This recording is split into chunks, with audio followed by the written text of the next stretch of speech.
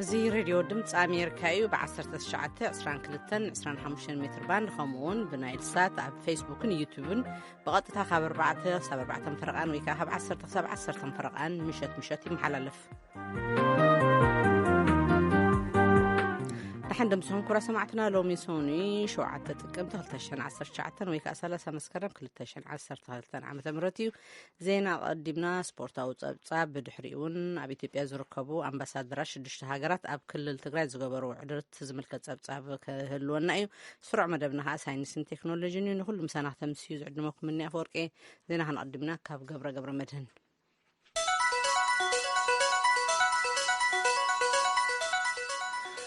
كما يتمسيو زينانه أبزع عمد سكايد مرشاك ادمي لومي نزتر آيو قدلتات زئرم كخون منغستي دلو إيو لأن إثيوبيا بريزيدانت سهل ورق زودي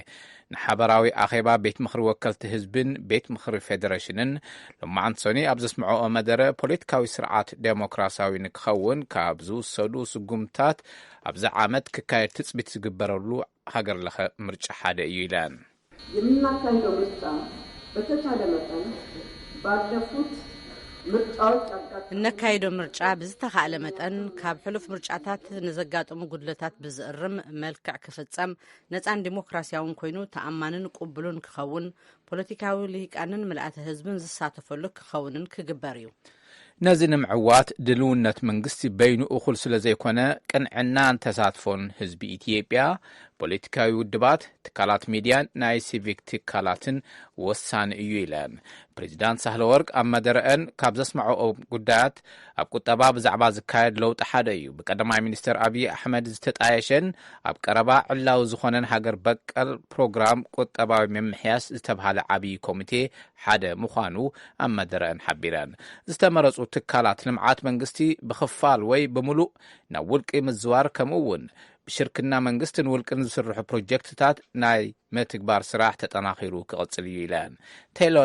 تيلين ابتحتي كوربوريشن شكر زركبو كوبانياتاتن بروجكتاتن ابزحزنا يزلنا عمد بخفال وي بملو نا ولقي كزاورو يوميلن يبل صبصاب ملسكاچو امها قدماي مينستر ኢትዮጵያ አብይ አሕመድ ኣብ እስራኤል ዝርከቡ ኤርትራውያን ሓተት ዕቕባ ናብ ሃገሮም ንምምላስ ምስ ቀዳማይ ሚኒስትር ቤንጃሚን ኔታንያሁ ዝገበርዎ ናይ ምይይጥ የለን ክብል ምንጭታት ቤት ጽሕፈት እቶም ቀዳማይ ሚኒስትር ንቪኦኤ ገሊጾም ቀዳማይ ሚኒስትር እስራኤል ጠቐሰ ዘ ታይምስ ኦፍ እስራኤል ቀዳማይ ሚኒስትር ኢትዮጵያ ንኤርትራውያን ስደተኛታት ናብ ሃገሮም ኣብ ከይዲ ምምላስ ክሕግዙ ከም ዝተሰማምዑ ኣብ ቀረባ ዘውፅኦ ጽሑፍ ሓቢሩ ኣሎ እቶም ምንጭታት ቀዳማይ ሚኒስትር አብይ ግን እቲ ስደተኛታት ናይ ምምላስ ጉዳይ ኣብቲ ምይይጥ ክልቲኦም መራሕቲ ኣይተዓለን ኢሎም እስክንድር ፍሬው ዝለኣኾ ጸብጻብ ምንያ አፈወርቂ ክተቕርቦያ منشطات بيصحفت قدامي منستر ابي نفيو يخم زبلو قدامي منستر ابي احمدن نا اسرائيل مزنقوم اب قربا زكايد ولزب نا ኤርትራውያን ስደተኛታት ናብ ሃገሮም ናይ ምምላስ ወይ ውን ናይ ምብራር ጉዳይ ኣይተላዕለን ኣብቲ ምይይጥ ዝተላዕለ ምስ ሃገራት ቀርኒ ኣፍሪቃ ርክብ ናይ ምጥንኻር ጉዳይ እዩ ብሉቶም ምንጭታት ቤጽሕፈት ቀዳማይ ሚኒስትር ኢትዮጵያ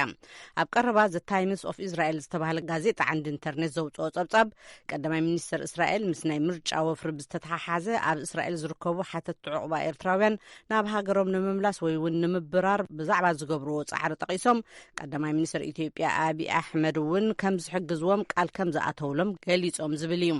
እቶም ምንጭታት ቤት ጽሕፈት ቀዳማይ ሚኒስትር አብይ ግን ነዚ ጸብጻብ ኣሉታ ብምሃብ እቶም ስደተኛታት ናብ ሃገሮም ናይ ምምላስ ወይ ውን ናይ ምብራር ጉዳይ ኣብ እዋን እቲ ናይ ክልቲኣቶም መራሕቲ ምይይጥ ኣይተላዕለን ኢሎም ኣለዉ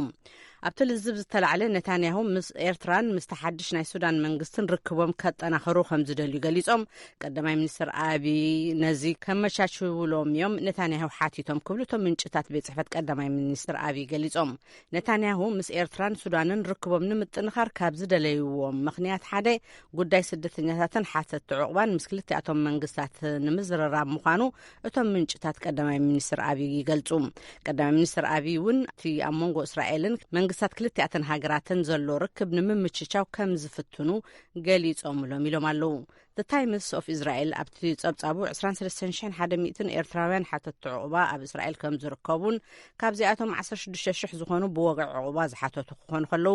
13,000 ዝኾኑ ከዓ ሕቶኦም ተቐባልነት ረኺቡሎ 5,500 ዝኾኑ ሰባት ሕቶኦም ተነጺጉሎ ዝተረፉ ሓተቱ ዕቑባ ከዓ ኣብ ከይዲኦም ዘለዎ ክብል ኣብ ጽሑፉ ሓቢሩሎ ክብል እስክንድር ፍሬው ካብ ኣዲስ ኣበባ ሓቢሩሎም ኣብ ክልል ኣምሓራ ዞባ ምዕራብ ሸዋ ትማልን ብቅድሚ ትማልን ኣብ ወረዳ ኤፍራታን ግድምን ከባቢ ኣጣየን ኣብ ጎረባብቲ ቀበሌታት ብሄረሰብ ኦሮሞን ተፈጢሩ ዝነበረ ውጥረት ጸጥታ ይረጋጋእ ከም ዘሎ ሓይልታት ጸጥታን እቲ ሕብረተሰብን ገሊጾም ብኻልእ ዜና ኣብ ካሊእ ከባቢ እቲ ወረዳ ማጀቴ ተኽሲ ከም ዝተሰምዐን ነበርቲ ካራ ቆሬ ስግኣት ጸጥታ ከም ዘለዎምን ገሊጾም ኣለዉ መስፍን ኣራጌ ዝለኣኾ ጸብጻብ ነዚ እውን ምኒ ኣፈወርቂ ሓላፊ ቤት ጽሕፈት ፖሊስ ወረዳ ኤፍራታን ግድምን ኢንስፔክተር መናሰ ሸዋቀና እቲ ኣብ ዙርያ ኣጣየ ክስማዕ ዝቐነየ ተኽሲ ጠጠው ኢሉሎ ተነጻጻሪ ምርግጋእውን ዓሲሉሎ ክብሉ ተዛሪቦም አሁን አጣይና አካባቢው የተረጋጋ ነው። አሁን ተኩስ የለም። ግን ያው ህብረተሰቡ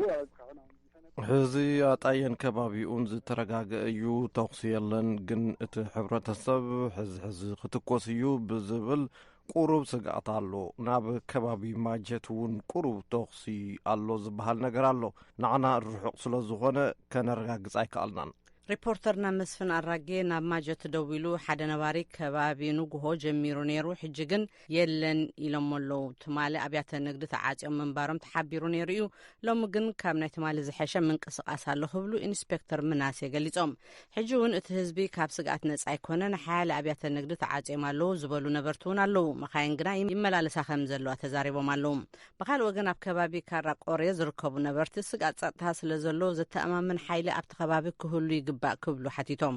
ልዩ ኃይልም ወታደሩም ያለው አጣያ አካባቢ ብቻ ነው በእኛ ጋር ያው ፍሉይ ሓይሊ ኮነ ሰራዊት ኣብ ከባቢ ኣጣይ እዩ ዘሎ ኣብ ከባቢና እቲ ሕብረተሰብ ጥራይ ዘሎ ኣብ ዝሓለፈ እውን ብዝወረደ ሓደጋ ብዙሕ ዓቕሚ የብሉን ስለዚ ካብ መንግስቲ ዝግበር ሓልዋ ዛጊድ የለን ብናታትኩም ሚድያ እኳ እዚ እንተቐረበ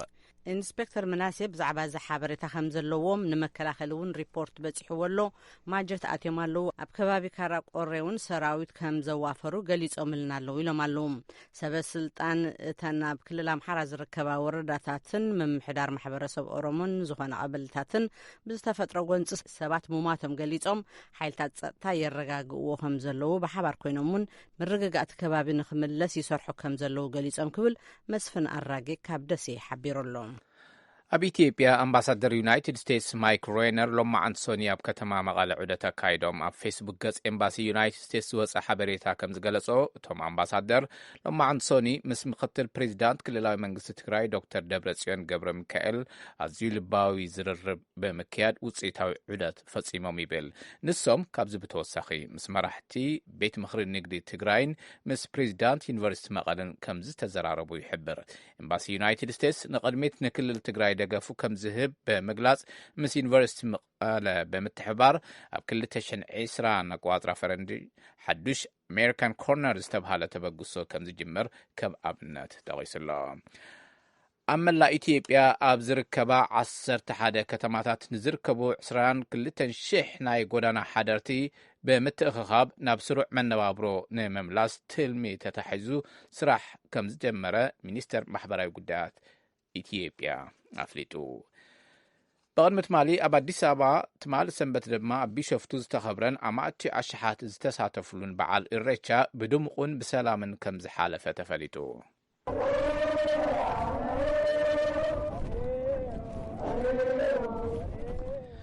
ኣብቲ ስነ ስርዓት ዝተሳተፉ እቲ በዓል ካብ ባህላዊ ረብሓታት ብተወሳኺ ንሓድነት ሃገርን ቁጠባዊ ምዕባለን ኣስተዋጽኦ ከም ዘለዎ ገሊፆም እቲ በዓል ብሰላም ምዝዛሙን እቲ በዓል ዕውት ኮይኑ ክሓልፍ ኣስተዋጽኦ ንዝገበሩን ናይ ኦሮምያ ክልላዊ መንግስቲ ምስጋንኡ ገሊጹሎ መንግስቲ ማሕበራዊ ሓላፍነቶም ኣብ ልዕሊ ዘይዋጽኡ ሚድያታት ስጉምቲ ክወስድ ሓደ ነበርቲ ከተማ ባህር ዳር ሓቲቶም ናይ ኢትዮጵያ ብሮድካስት በዓል ስልጣን ዋና ዳይሬክተር ዶክተር ጌታቸው ድንቁ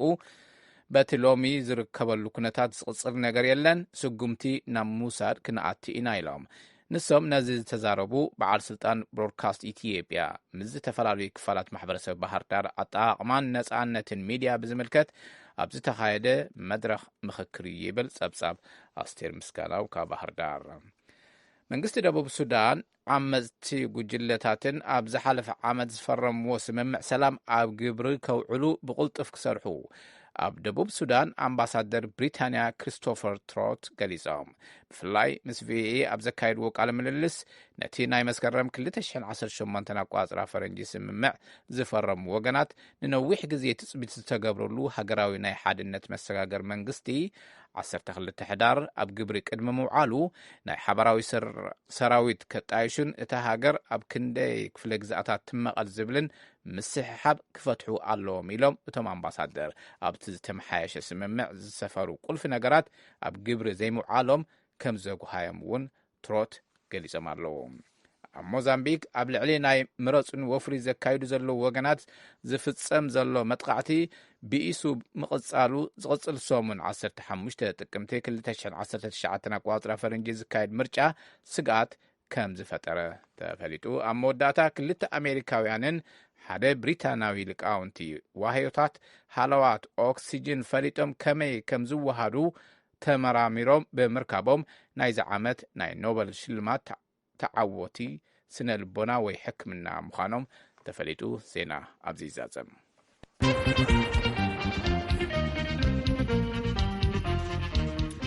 ናመስግነካ ገብረ። እዚ ሬድዮ ድምፂ ኣሜሪካ እዩ። ናብ ስፖርታዊ ጸብጻብ ክንሓልፍ ኢና።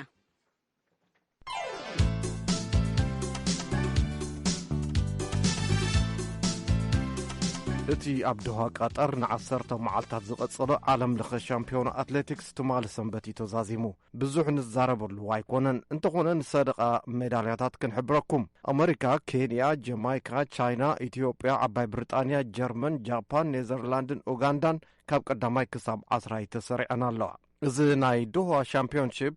ነትን ዓሞታ ኣብ ጃፓን ዝካየድ ኦሎምፒክ ከምዚ መቀራረቡ ኮይኑ ኣሎ። ኣብዚ ናይ ዶሃ ውድድራት ዝተዓወቱ ኣትሌታት ብቐጥታ ናብ ኦሎምፒክ ጃፓን ብቐጥታ ሓሊፎም ኣለዉ። ካልኦት ኣትሌታት ግና ብውድድር ክሓልፉ ግድን ክኾኖም እዩ። ናብ ካልእ ዜና ክንሰግር ንሓፈሻዊ ፍልጠትኩም ፍልጠትና ብዛዕባ ፊፋ ዓለም ለኸ ፌደሬሽን ኩዕሶ እግሪ ዘተኣታተዎም ሓደሽቲ ሕግታት ክንገልጽ ካብ ባሕቲ ሰነ ጀሚሩ ኣብ ስራሕ ዝወዓለ ግን ብዙሓት ክሳብ ሎሚ ዘይተላለይውን ኣብ እዋን ግጥምን ጾወታን ንዝኣረገ ሕጊ ኩዕሶ እግሪ ፊፋ እናጠቐሱ ስለ ዝዛረቡን። ቀዳማይ ሓዱሽ ሕጊ ፊፋ ኩዕሶ ድሕሪ ቅጽዓት ክትህረም ከላ ተጻወቲ እታ ካልእ ጋንታ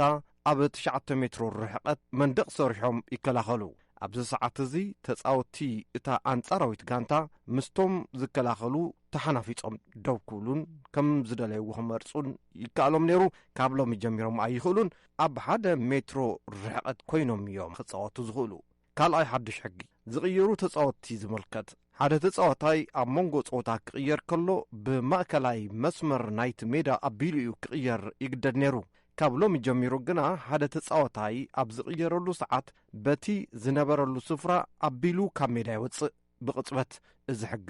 ግዜ ካብ ምብኻን ኣዝዩ ሓጋዚ እዩ ይብል ፊፋ። ሳልሳይ ሓድሽ ሕጊ ጾወታ ቅድሚ ምጅማሩ ኣምበላት ክልቲአን ጋንታታት ብመንጎኛ ዕጻ ብሳንቲም ወይ ብኻሊእ ኣገባብ ንክመርጹ ይግበር። ኣየናይ ወገን እቲ ሜዳ ንክመርጹ ይሕተቱ። ካብ ሎሚ ጀሚሮም ግና እንተደልዮም ሜዳ እንተደልዮም ኩዕሶ ክጅምሩ ናይ ምምራጽ ዕድል ክረኽቡ እዮም። ራብዓይ ሓድሽ ሕጊ ፊፋ ዓለምቲ ማዕረ ተጻወቲ ብቐይሕ ወይ ብጫ ካርዲ ካብ ሜዳ ክስጎጉ እዮም። ካብ ቤንች ወይ ከዓ ኣሰልጠንትን ተቐየርትን ኮፍ ዝብልሉ ስፍራ ማለት እዩ። ሕጊ ዝጥሕስ ተግባር ወይ ቃል እንተፈጺሞም እንተጓኒፉ ካብቲ ሜዳ ክባረሩ እዮም። ሓምሻይ ሓድሽ ሕጊ ፊፋ ኣብ ፍጹም ቅላዕ መቕጻዕቲ ንኩዕሶ ሃንደበት ምንካእ ዝኾነ ተጻወቲ ኣብ ውሽጢ ፍጹም ቅላዕ መቕጻዕቲ ንኩዕሶ እንተተንኪፉ ፈሊጡ ድዩ ኣይፈለጠን ብዘየግድስ ኣብ ገዛእ ሜድኡ እንተኾይኑ ፍጹም ቅላዕ መቕጻዕቲ ዘይሜድኡ ንዝኾነ ተጻወቲ እቲ ኣንጻራዊ ጋንታ ድማ ብመቕጻዕቲ ጾወታ ይቕጽል። ሻድሻይ ሓድሽ ሕጊ ፊፋ ኣብ እዋን ፍጹም ቅላዕ መቕጻዕቲ ሓለውቲ ማዕጾ ሓደ እግሮም ንመስመር እቲ ማዕጾ ክረግጹ ግድን እዩ። ካልኣይ እግሮም ኣብ ዝመረጽዎ ስፍራ ከዕርፉ ይኽእሉ እዮም። ሻውዓይ ናይ መወዳእታን ሓድሽ ሕጊ ፊፋ ኩዕሶ እንደገና ምጅማር ንኣብነት ኩዕሶ ንመንጎኛ ስለ ዝተንከፈት ጸወታ እንደገና ክቕጽል እንተኾይኑ እቲ ንመወዳእታ ግዜ ነታ ኩዕሶ ዝተንከፈ ተጻዋታይ ካብ መንጎኛ ነታ ኩዕሶ ይቕበላ ካልኦት ተጻወቲ 4 ሜትሮ ካብቲ ተጻዋታይ ርሒቖም እቲ ጸወታ ክጅምር ይግበር።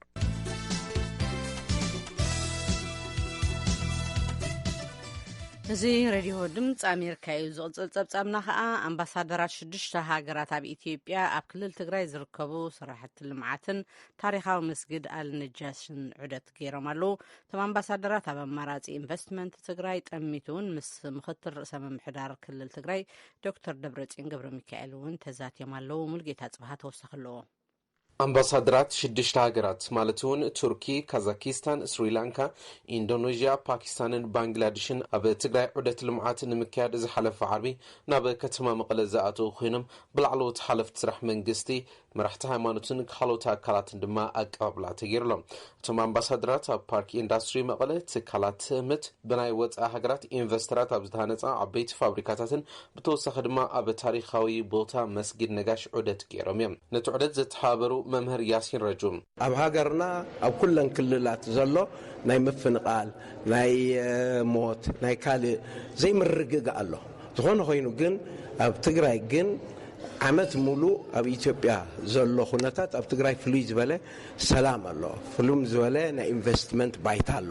ፍሉይ ዝበለ ናይ ቱሪዝም ባይታ ኣሎ። ስለዚ ነዚ ክንመርጽ ተገዲድና ኣብ ዓለምና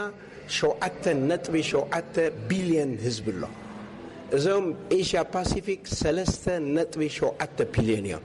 እዞም ሒዝ መጽኦም ዘለዉ ድማ ልዕሊ 1 ቢልዮን እዮም። ስለዚ እዚኦም ክመፁ ከለዉ ንሰለስተ ነገር እዩ። ሓደ ከም ተቐዲመ ዝበልኩም ባህልናን ቅርስናን፣ ካልኣይ ናይ ተፈጥሮ ሃብቲ ኣለና ኣብ ውሽጢ ከርሲ መሬትና፣ ካብኡ ድማ ናይ ኢንቨስትመንት ኦፖርቹኒቲስ ኣለዉ። ሕዚ ዑደት እዚ ሓደ ምስ ህዝብና ክላለዩ፣ ካልኣይ ኢንቨስተራት ኣብዚ ዘለዉ እውን ክራኸቡ። እቶም ኣምባሳደራት ምስ ምክትል ርእሰ ምምሕዳር ትግራይ ዶክተር ደብረጽዮን ገብረ ሚካኤል እውን ዘተ ኣካይዶም እዮም። ኣምባሳደር ባንግላዴሽ ኣብ ኢትዮጵያ ኣምባሳደር ሙኒር ብዘካየዶ ዑደት ከም ዝተሓጎሱ ብምግላጽ ትግራይ ወናኒት ብዙሓት ሃብቲ ተፈጥሮ ምዃና ከም ዝተረድኡ ሓቢሮም ብፍላይ ኣብ ጥንታውን ታሪኻውን መስጊድ ነጋሽ ዑደት ምግባሮም ፍሉይ ስምዒት ፈጢሩላ ኢሎም መንግስቶም ኣብ ልምዓት እቲ ክልል ግድኡ ንምብርካት ከም ዝሰርሕ ተዛሪቦም ቢግ ፖቴንሻል ቢግ ኦፖርቹኒቲ ኣብዚ ዓብዪ ዓቕሚ ኣሎ፣ ሰፊሕ ዕድል እውን ኣሎ። ብዓቕሚ መሪሕነት ድማ ሰላምን ምርጋዕን እውን ኣብዚ ኣሎ።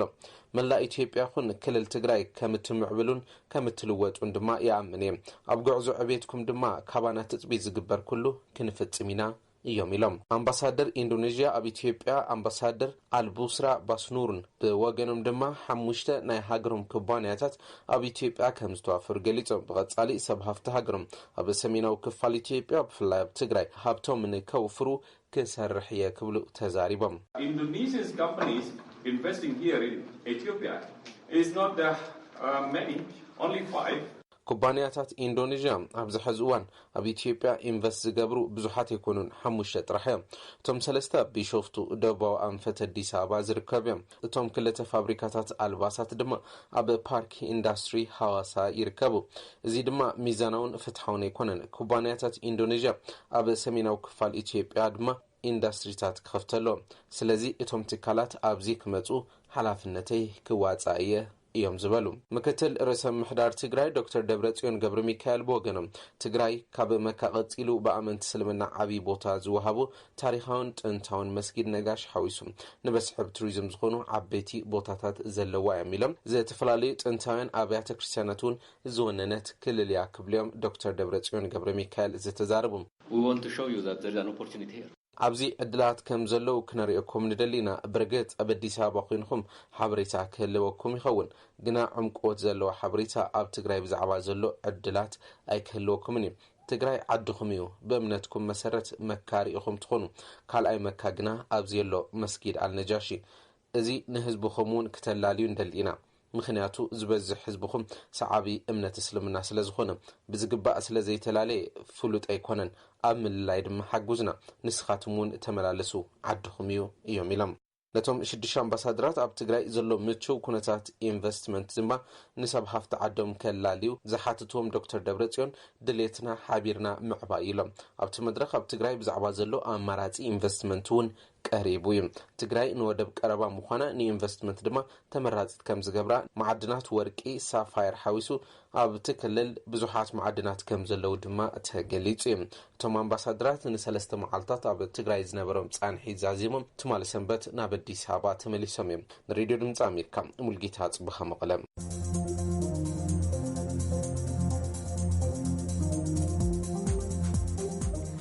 እዚ ተከታተሉ ዘለኹም ካብዚ ካብ ዋሽንግተን ዲሲ ዝፍኖ ዘሎ ሬድዮ ድምጽ አሜሪካ እዩ ናብ ስሩዕ መደብና ሳይንስን ቴክኖሎጂን ክንሓልፊና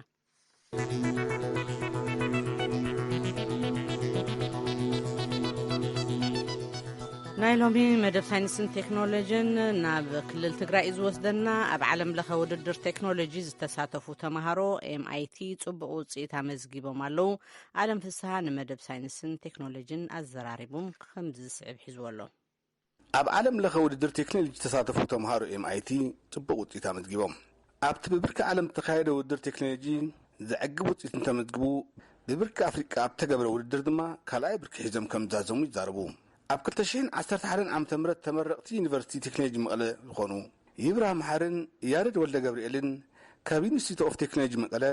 ኣብ 2011 ዓመተ ምህረት ብኮምፒውተር ኢንጂነሪንግ ተመረቑ እዮም ውድድር ቻይና እንታይ ከም ዝመስል ከዋግዑኒ ረኺበዮም ኣለኹ ፈለማ ይብራ ከመይ ንዝለዓለ ውድድር ናብ ቻይና ከም ዝኸዱ ብምሕባር ወግዒ ይጅመር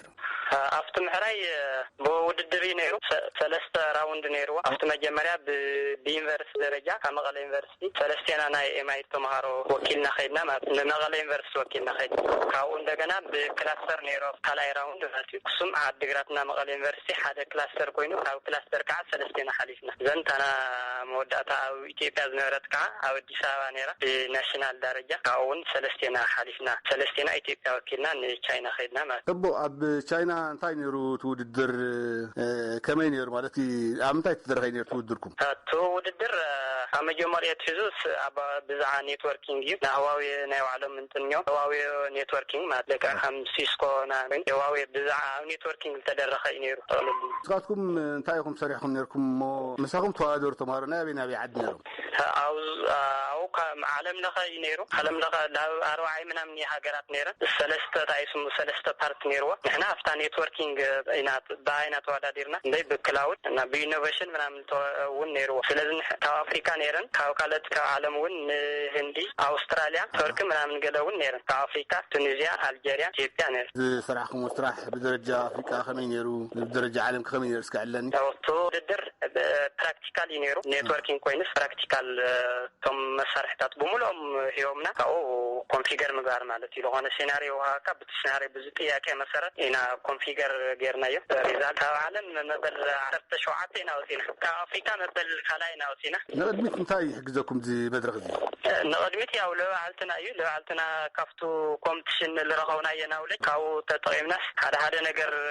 በዓልትና ንሰርሐሉ ላይክ በቃ ኢድና ፅሪና ንበዓልትና እዩ ክጠቅመና ዝኽእል እሞ ያረድ ሕዚ ከዕለካ ደልየ ዘለኹ ኣብ ዝሓለፈ ግዜ ምስ ገለ መሓዝካ ኮይንካ ናብ ቻይናን ዓለም ለኸ ውድድር ከይድካ ምንባርካ ኣይፈልጥ እሞ ከመይ ነይሩ ትውድር እስኪ መን ኢኹም ነይሩ ሰለስቴና ካብ خلت نيرنا سالفاي لو صلت وصفه قطعم سلسطينا كاب MIT نا سلسطينا ياكلنا خدنا مات على يراح محرنا الى كيدانا مريم بالمات سلسطين يودر طعم حرف نيرو كعالم من تسعه فاي يراعته فهمش هاجرات فالي نيرو زينا تراك رحمه سلازيا وبنترات له بتلي بافريكا نزل لونتين طعم حرف انتنا فرحنا زلطانا تاسك صبو غيرنا فرحنا انتي نيرو فتان زخنا نعاهم انتي تمكروشتكم علىهم كاو تمكروت ايو ማለት ቀደም ታዩ ዘለው ኔትወርክ እና ተወዳደርና لنا ICT ነዳይ ብዙሕ ለመደ ሆነ ብዙሕ እና ዋና በኢትዮጵያ ኢምፕሊመንት ለሆነ ዳታ ሴንተር ገለ ሁሉ ማለት በዚህ ጊዜ ብና ውጪ ዜጋዩ ድልሰራህ ዳታ ሴንተር ጥራህ ሆነ ኤቭሪ ኮንፊገሬሽን ኔትወርኪንግ ዲቫይስ ሊግበር ኦም ብናደገሞ ግን 50 አይነት አመታው ድብር ትልሰለ ከድና ደሞ ከም ዘኸደ ካም ዞም ካብ ብዙሓት ሀገራት ተዋጭ በዛት لخونو بنيتورك حنا لبتعم صبور خلنا إكسبيرانس ناس هاجرنا لازم بالكل صراح تقبل صبور خلنا إكسبيرانس يليرو نقطع لتاي كحجزنا نقطع لهوتكم تاي كحج أول نقطع لتاي ندحر تماتاتنا لخنا opportunity تتفتيرو أو درجة كالمجمرة خزز نتنيلنا وزح كالمجمرة ستارت أب نتنيلنا يخبجي درجة إذا opportunity تراخينا جن زلنا عجرنا لله زي تلي تجري له نيتورك infrastructure زرقة يكون قال زلنا كاوتشي لندن على زلنا كان لخنا نسرح implement نقبر قالوا نحسب درجة الدنيا زلنا دمو تعمل خبار سر لخنا زمنا أعتقد تعمل خباري لحد نيتورك ديفايس تعمل خبار سر لخنا يقللوا حنا جن فرد نجورو نخلين بي نخم يعزقنا توقفنا على صرحنا سالحنا كاو ينسل كل عنا مش خدنا مش نعنا لخنا تبق لخنا نتعب بعدين عن حسبنا نخلت متاعك زيهم برخوني منه نذهبون حبرتها أزي مسكن يدمت بيركارجو على فصاح خم عليه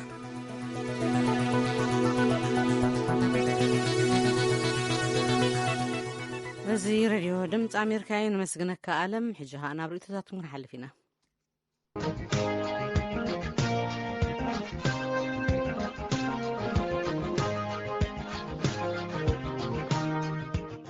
አለው ድምጽ አሜሪካ ዶብ ክዛሮ በደል የዘለቁ ነገር እንተዳ ኮይኑ ኤርትራውያን አብዛሃለና ሐሊና ስለ ሀገራዊነትን ህዝባዊነትን ዳክን ሐሚን ክንክእል አለና ኣብ ሓደ ጥምረት ክንመጽእ ክንክእል አለና እንበር አገልግሎት ተሰባት ክንከውድ የብልናን እዚ ሀገር እዚኣኮ ብዙሓት ኣቦታትና ኣያታትና ኣሕዋትና ዝሓለፉላ ስለዝኾነት ሓደ ኮይና ናብ መስመራ ክንምፃእ ክንክእል ኣለና ወላ ሓጎስ ይኻ ኤርትራ ኣብዚ ሎሚ እዋን حلنا مستعين عيط عامني تبل نفسي أي تقادوان نفسي تبل الله ناي كالعود سقم انتا يأتوني زي ملكتني نابايت راي تنساني ربحا يقدلني حلنا تبل الله نفسي مزوقه حزاني قدافي تجأكني طبق يارك حساب استنتني اندا فلتكن حاكيتي شفني سنفلا لا يتكبرني كل تقنى حلافي بناني دحار كي تحفرني مفتع قال انت كي تقبرني تحقوشهم كي سحقني حقنيا فرادي سلازلو نقول زداني قبر مسكالية تانكيو قابصان